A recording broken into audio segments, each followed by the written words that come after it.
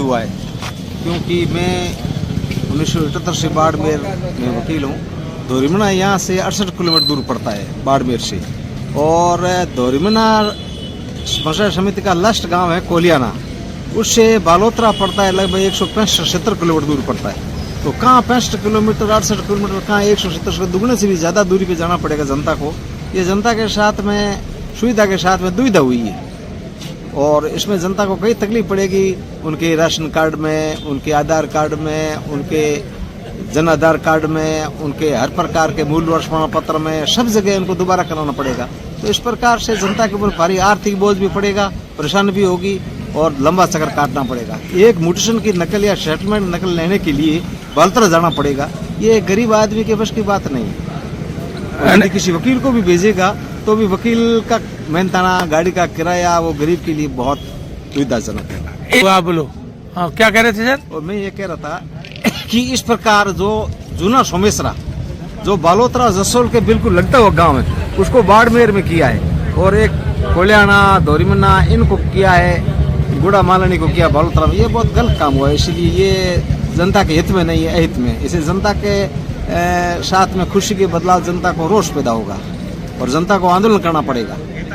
तो सर अब क्या धोरीमने की जनता खुश है, गुड़ा मालानी की जनता खुश है? नहीं, जनता खुश नहीं इससे, इस हाँ। निर्णय से जनता खुश नहीं है। एक कोई वीडियो पुराना, ये तो असंभव की चीज होगी एकदम रातों रात।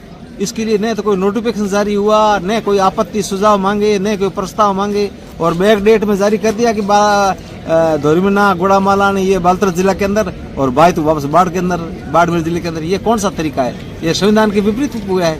ये संविधान की तो बिल्कुल ही खिल्ली उड़ा दी इन्होंने, और संविधान के प्रति विश्वास कैसे रहेगा लोगों को? तो अब धोरीमने की जनता, गुड़ा मालानी की जनता मतलब क्या बड़ा कोई आंदोलन करने करेगी? हाँ, भयंकर आंदोलन करेगी। आंदोलन की तैयारियां चल रही है। हाँ। इस पुराने नेता है, उनको नुकसान है? बिल्कुल, बाड़मेर नेताओं को भी नुकसान है। हाँ। उनकी भी जमीन खिसक रही है। बिल्कुल, जैसे हेमाराम जी ने भी पोस्ट की है। हाँ, बिल्कुल सही बात है। हाँ, हेमाराम जी तो यदि होते तो ये सत्ता होती कांग्रेस की, इस प्रकार होता ही नहीं।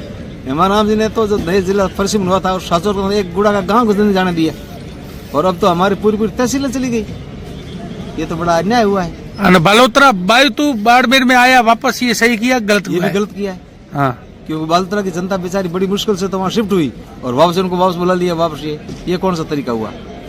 ये भी उसके साथ बायतू जनता के साथ ये अत्याचार हुआ है। वो भी आना भी यहाँ खुश नहीं है बाढ़ बनाने को। तो अब आपको क्या लग रहा है, सरकार वापस मानेगी या नहीं मानेगी? अब सरकार जनता की आवाज मानेगी। हाँ, जनता जागृत होगी, आंदोलन करेगी, तो आंदोलन के साथ सबको झुकना पड़ता है। तो सरकार को झुकना पड़ेगा, और ये वापस लेना पड़ेगा बायतू का बाड़मेर में, और धोरीमना का बालोतरा में लेने का ये जो फैसला है, ये वापस लेना पड़ेगा सरकार को। मजबूर जनहित में लेना जरूरी है, नहीं तो इससे बीजेपी की पंचायत चुनाव तो क्या, विधानसभा और लोकसभा में संभावना नहीं रहेगी आने की। सर इसमें फायदा किसको है?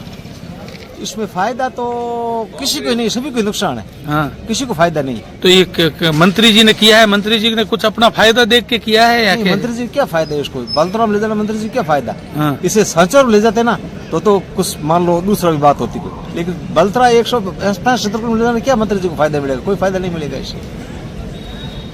ठीक है सर। सर क्या नाम है आपका, पद क्या है सर? मेरा नाम भाकर राम गोदरा एडवोकेट, मैं 1978 से वकील हूँ बाड़मेर के अंदर। ठीक है, धन्यवाद सर। Thank you sir.